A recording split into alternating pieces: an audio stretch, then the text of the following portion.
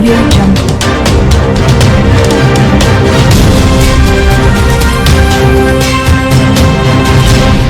Audio Jungle.